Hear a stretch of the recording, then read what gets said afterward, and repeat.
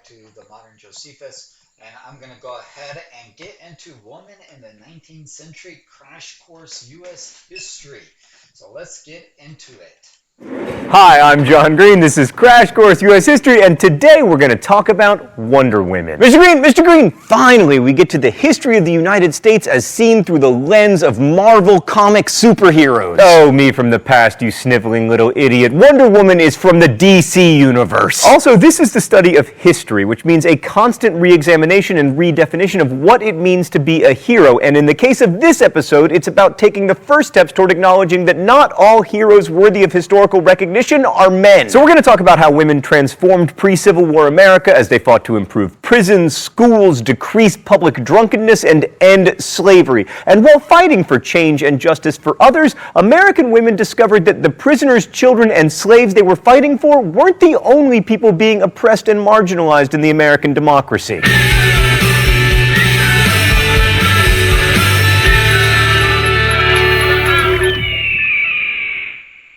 So in the colonial era, most American women of European descent lived lives much like those of their European counterparts. They were legally and socially subservient to men and trapped within a patriarchal structure.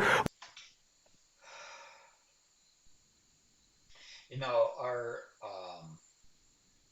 so many women today are unhappy because of talk like this. All right, a lot of the women that started this movement in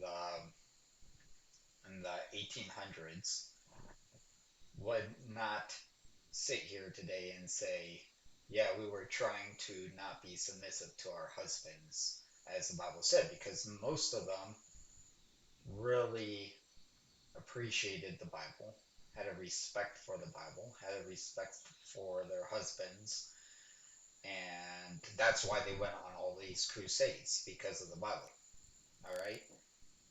Then women in the 1960s and 1970s, the feminist movement took control. All these women here in the 1800s would not have been feminists, the modern term. All right, they wanted to be feminine. They understood the roles that God had placed on women, and they weren't looking to change it. It wasn't until the 50s or the 60s and 70s that the feminists came out.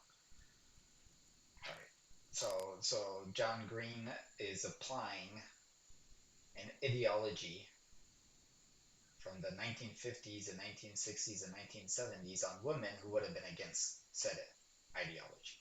Lower and working class women were actually more equal to men of their own classes, but only because they were like equally poor. As usual, it all comes back to economics. In general, throughout world history, women were poor because they were husbands to men who were poor. All right, women weren't poor from their own free will. All right, they were poor because they lived with men who were poor, but they had no problem with that. They loved their husbands. They stuck by their husbands, and they helped their husbands, and they lived a life um, making sure that their children would become better than them.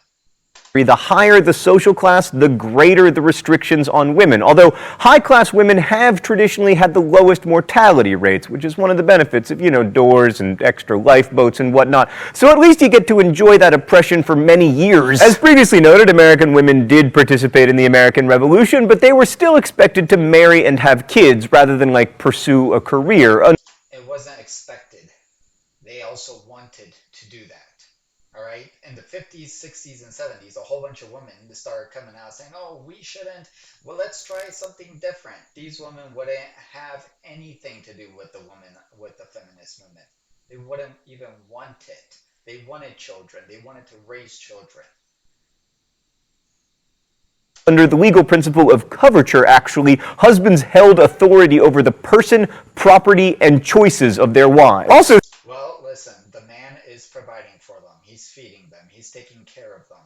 He's giving them a home of their own. And many of these men, you can think of George Washington, you can think of John Adams, you can think of all these men were faithful to their wives. Now, Benjamin Franklin, maybe not. But most of the founding fathers and the men of that era were faithful to their wives. They didn't go around with other women. They didn't run around with other women. They stuck with the woman that they had, and they provided for them. And I would say that the feminist movement encouraged men not to marry and to just do the hookup culture and everything else that goes on and not be responsible for the children that they have. That all comes from the feminist culture. Because if you have a whole bunch of feminists saying we can do it on our own, then men will say, okay, then I'll just have a whole bunch of kids with you, leave you, and you do it on your own because you want to be a man. But not so in this era. In this era, most men stuck with their wives and they worked alongside their wives and hacked out a life, whether on a farm, going to Oregon, wherever it was. The poor people, they stuck together. Now, politicians, I mean, a lot of sketchy people in politics at that time, and men who were not faithful to their wives, and vice versa, wives who weren't faithful to their husbands. But most women at the time, that's all they wanted was to be taken care of by a man and to raise children. And raising children is way more important than building a career. So since women weren't permitted to own property and property owners weren't permitted to own property, women were owning property from the 1700s. There were women who were property owners. And I even read a book by H.W. Brands. He's a liberal historian. And he was writing about the 1860s, the Gilded Age. And he was talking about even black women in the South who owned property. When we're talking about property, we're not talking about plantations and large tracts of land. No, we're just talking about owning a home. And there were black women in the South who owned homes during this time, and some of them owned slaves. So there were plenty of property women around. ownership was a precondition for voting, they were totally shut out of the political process. Citizens of the new republic were therefore definitionally male, but women did still improve their status via the ideology of Republican motherhood. Now, he didn't mention how New Jersey allowed women to vote in the early 1700s and early 1800s. See what I mean? They omit things. It was never against the rules to not allow women to vote. It was a state decision, and some states at the beginning did allow women to vote. Propertied women were allowed to vote, and they lost that privilege due to elections. And yeah, one side didn't want the other side to gain an advantage, so they put restrictions on women voting. But there were states that allowed women to vote from the very foundation of this country. Women were important to the new republic because they were raising children, especially male children, who would become the future voters, legislators, and honorary doctors of America. So they didn't just care for their male, they didn't have a priority male over female. Even female were taught how to be homemakers, and they were even taught to read and write.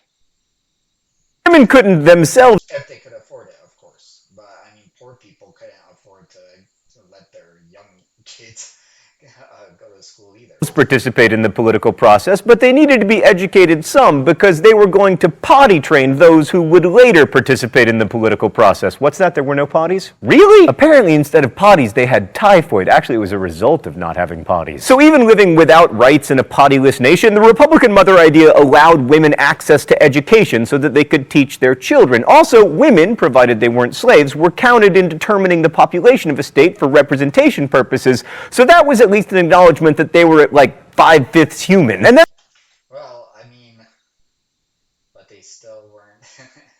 So they were able to count as representation even though they weren't represented. Okay, there you go. the market revolution had profound effects on American women Talk about misogyny. too, because as production shifted from homes to factories, it shifted away from women doing the producing. This led to the so-called cult of domesticity, which, like most cults, I am opposed to. That's right, Stan, I'm opposed to the Blue Oyster Cult, the Cult of Personality by In Living Color, and the 3 remaining Shakers. Sorry, Shakers.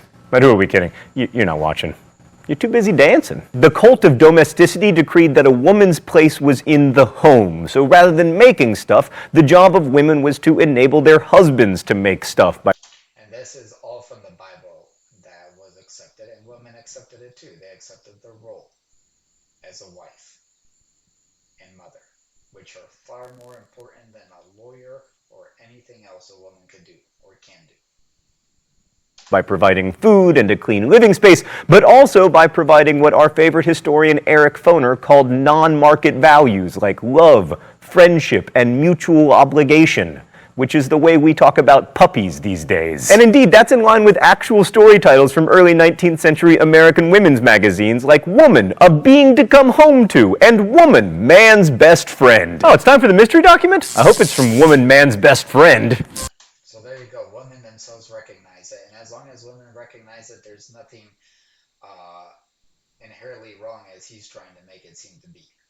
All right. Now, if feminists want to go and have a career and by 40 years old not have any kids and die alone hugging their cats, well, that's up to them. All right. They are free to do that in this society. But the women back here were smart. Just read Abigail Adams, very smart lady. And she believed that she needed to be a help for her husband, not because men told her, but because she got it from the Bible. And Abigail Adams was a very religious woman. The rules here. Another woman that is an amazing woman who knew her traditional role as a wife was Queen Victoria. She ruled a nation, but when it came to matters of the home, she knew how to submit to her husband. And that, I think, makes an amazing woman. That is an amazing woman. She was a great role model for women back then. A woman with power, but who knew how to come home and in home affairs knew how to submit to her husband. She wanted her kids to be educated elsewhere, and she argued with her husband of where they should be educated, but he was firm and he said, no, I want them to be educated this way in this school. And she submitted to that. The Queen of England knew how to submit to her husband. And that is an amazing quality. Are simple. I either get the author of the mystery document right, oh hey there, Eagle, or I get shocked. Let's see what we got. Woman is to win everything by peace and love, by making herself so much respected, esteemed, and loved that to yield to her opinions and to gratify her wishes will be the free will offering of the heart. But the moment woman begins to feel the promptings of ambition or the thirst for power, her aegis of defense is gone. All the sacred protection of religion, all the generous promptings of chivalry, all the poetry of romantic gallantry depend upon woman's retaining her place as dependent and defenseless, and making no claims and maintaining no right but what are the gifts of honor, rectitude, and love. And women are still need to be protected. I mean, ask any woman, and yeah, I have gone at night through some of the worst neighborhoods. I grew up in Mexico City, Mexico, and I have walked through some of the worst neighborhoods at night, and I'm afraid. But women don't. Women wouldn't do that. They don't look to do that. When I would walk at night at that hour, the only women I saw were women with their man. All right, whether they were married or not married, they were with a man that they knew for protection. Yeah, they're still defenseless, unless of course they have a gun or something. But most women don't have a gun.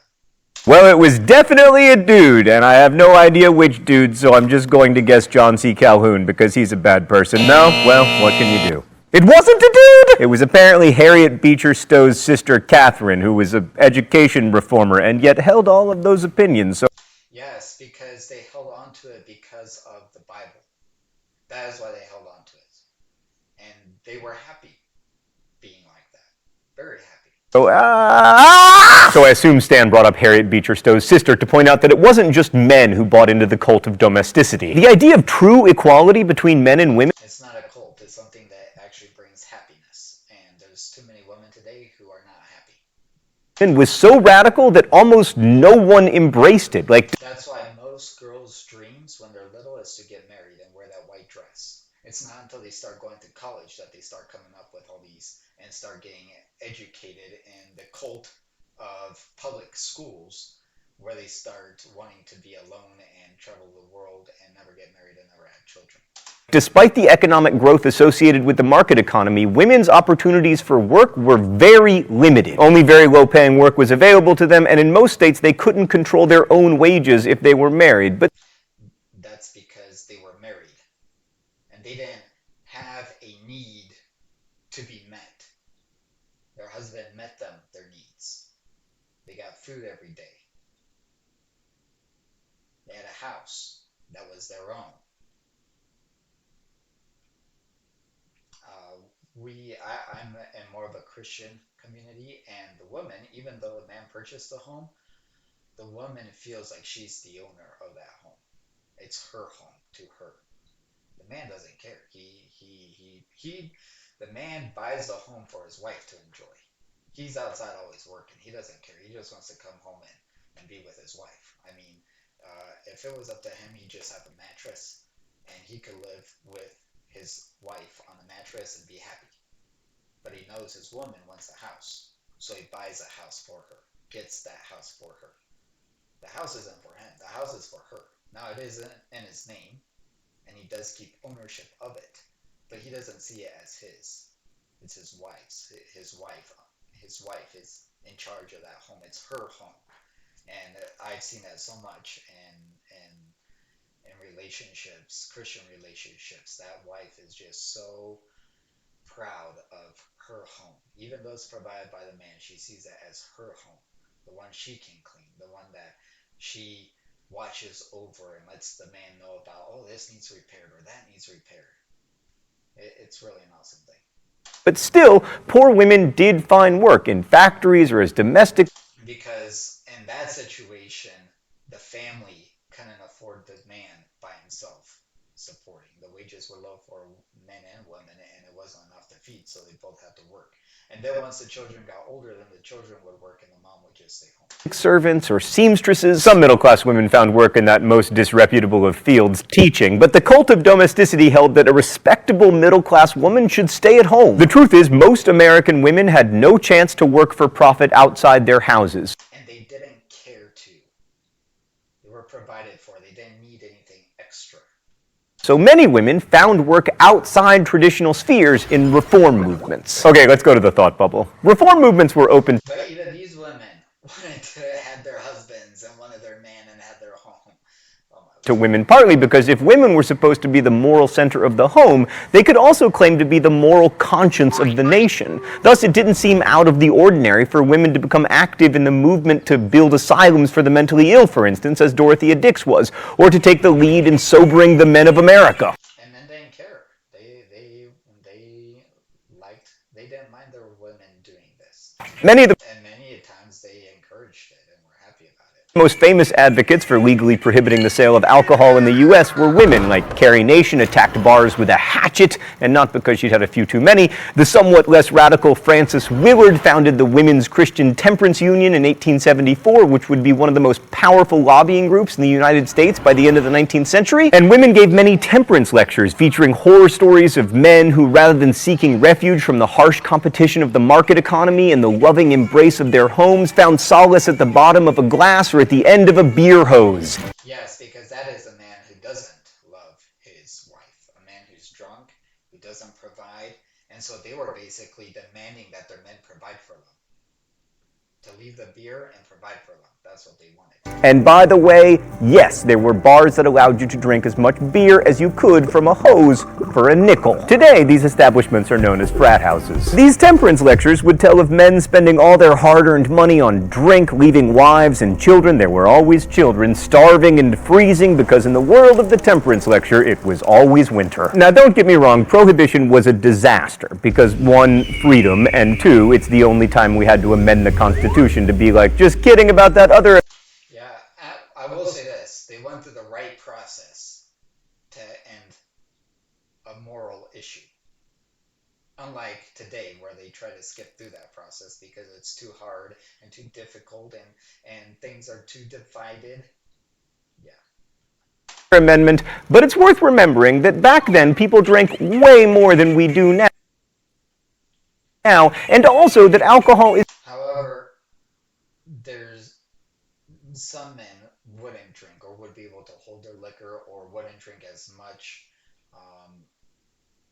as other men. is probably a greater public health issue than some recreational drugs that remain illegal. But regardless, the temperance movement made a huge difference in American life because eventually male and female supporters of temperance realized that women would be a more powerful ally against alcohol if they could vote. Thanks, Thought Bubble. So in 1928, critic Gilbert Seldes wrote that if prohibition had existed in 1800, the suffragists might have remained for another century a scattered group of intellectual cranks. And to quote another historian, the most urgent reasons for women to want to vote in the mid-1800s were alcohol-related. They wanted the saloons closed down, or at least regulated. They wanted the right to own property and to shield their family's financial security from the profligacy of drunken husbands. They wanted the right to divorce those men and to have them arrested for wife-beating and to protect children from being terrorized by them. To do all these things, they needed to change the laws that consigned married women to the status of chattel, and to change those laws, they needed the vote. Well, I don't see. They didn't see themselves as chattel. What they were trying to do is make the man take responsibility. They didn't want to get rid of the problem by other means. They wanted men to take responsibility and stop drinking and provide, which is correct. They should be doing that. That's part of loving your wife. Not like, never mind, I won't go there. I'll leave it on that. Many women were also important contributors to the anti-slavery movement, although they tended to have more subordinate roles. Like abolitionist Maria Stewart was the first African-American woman to lecture to mixed male and female audiences. Harriet Beecher Stowe wrote the terrible but very important Uncle Tom's Cabin. Sarah and Angela Grimke, daughters of a South Carolina slaveholder, converted to Quakerism and became outspoken critics of slavery. Sarah Grimke even published the Letters on the Equality of the Sexes in 1838, which is pretty much what the title suggests. By the way, Stan, you could have made... By equality, I think women should be equal under the law. So if you're going to prosecute a woman, there should be equality there. But men and women are not equal. We're different, very different, as far as physically, biologically, mentally, things like that. We don't think the same. We're not physically the same. Um, Women are more emotional, men are more logical, things like that. That's just nature. It's nature that men and women are different in those aspects, but they should be treated equally under the law. Yes. Sarah Grimke's letters, the mystery document, I would have gotten that. But I want to say one more thing about Harriet Beecher Stowe. There's a reason we read Uncle Tom's Cabin in history classes and not in literature ones. But Uncle Tom's Cabin introduced millions of Americans to the idea that African American people were people. At least to 19th century readers, Uncle Tom's Cabin humanized slaves to such a degree that it was banned throughout most of the South. So this is going to be controversial. But if you just read the Constitution, they recognize slaves as people too. This idea that they were nothing more than compared to animals is actually an evolution type idea from Charles Darwin. And about that time, I know he didn't write Origin of Species to like what, 18, was that in the 1850s? Let's see here. I'm going to look real quick. Um,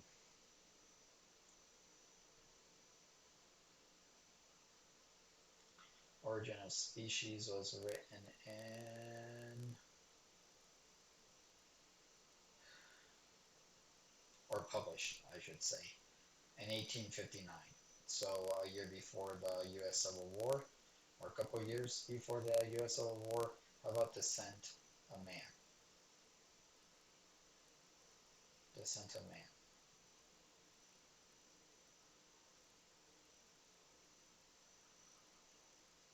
1871. So, and I know that these books are written at that time, but those ideas, the evolutionary ideas that man has evolved from animal to human, had already been floating around even before Charles Darwin. Erasmus Darwin's grandfather believed in that as well. So by the 1830s, 40s, 50s, these ideas are starting to come to the forefront and starting to be accepted more and more, that there's different races, and some races are inferior because they're less evolved, and and others are superior because they're more evolved. And of course, the more evolved ones happen to be the white ones, and the least evolved are the black ones. And so, therefore, they are closer to the ape. Therefore, they are more animal than they are human. So, if you want to thank anybody for all that mess, you can thank Erasmus, Darwin, Charles Darwin, and all the people who supported those kinds of ideas at this time, which it was starting to pick up and be something very intellectual among people.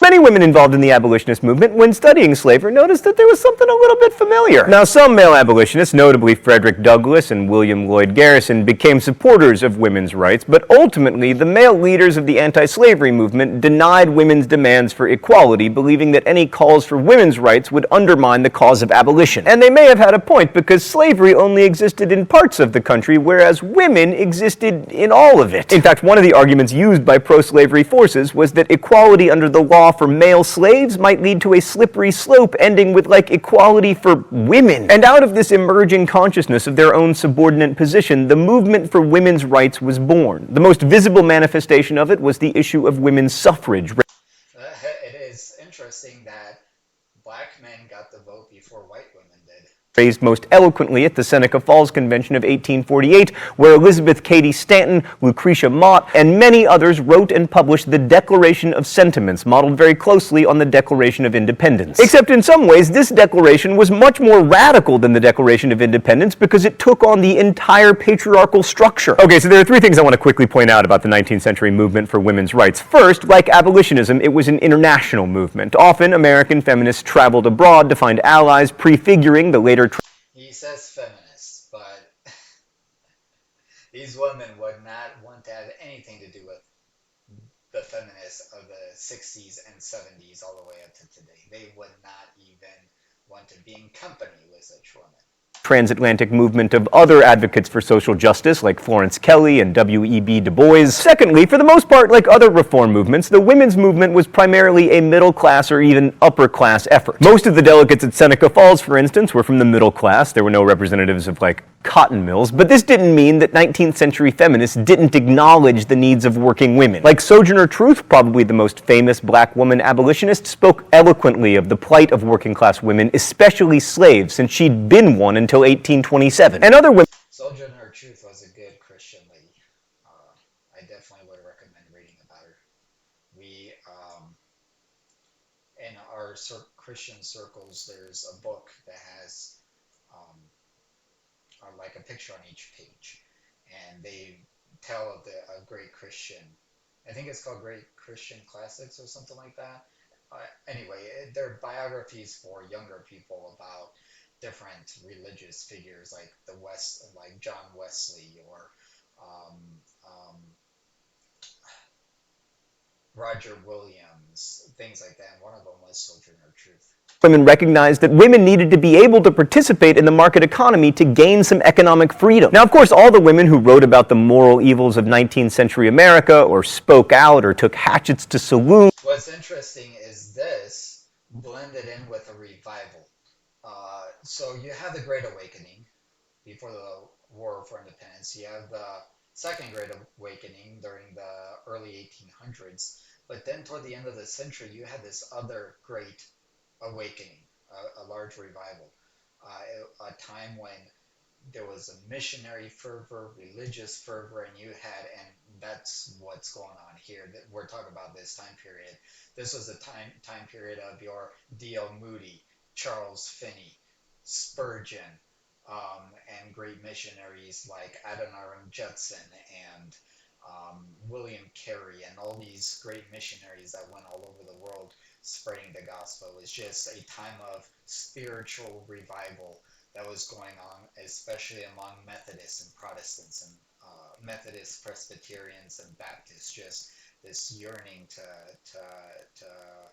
to become better Christians, and this women's movement came in and grew up among them. And why were they tolerated? Because they were not advocating for 20th or 20th and 21st century feminism. They weren't. Or else there'd be a whole lot more denouncing. Now they did denounce their right to vote. You know, I do understand that men did not want them to vote. However, everything else they agreed with, they're women about. Oh, you're against alcoholism? Oh, go ahead. You speak your piece. You know, you're against slavery? Speak your piece. You know, join me. A lot of these men would take their wives with them, and so yeah, I just want to put that in perspective. Were doing what we would now recognize as work. But they were not being paid. Amelia Bloomer got paid, though, because she recognized that it was impossible for women to easily participate in economic activities because of their crazy clothes. So she popularized a new kind of clothing featuring a loose-fitting tunic, trousers, and eponymous undergarments. But then Bloomer and her pants were ridiculed in the press and in the streets, and this brings up the third important thing to remember about the 19th century women's movement. It faced strong resistance. Patriarchy, like the Force, is strong, which is why Luke and Yoda and Darth Vader and Obi-Wan and whoever Samuel Jackson put, all dudes. By the way, why did they train Luke up and not Princess Leia, who was cooler and had more to fight for and was less screwed up? Patriarchy. Many women's rights... She was a pretty bad boss in that movie. I mean, she was telling the men what to do the whole time. And she was a pretty good shot, too. So, there you go. And eventually, Luke did train her. But yeah, anyway.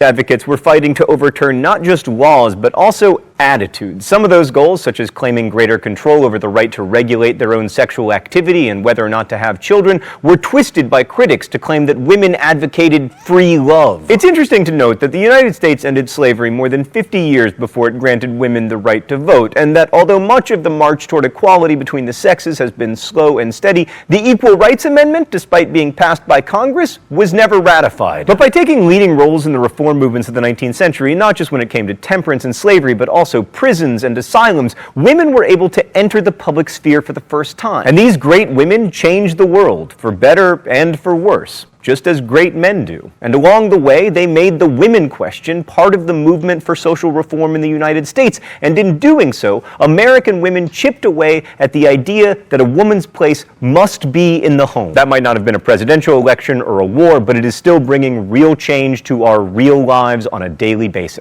For the worse.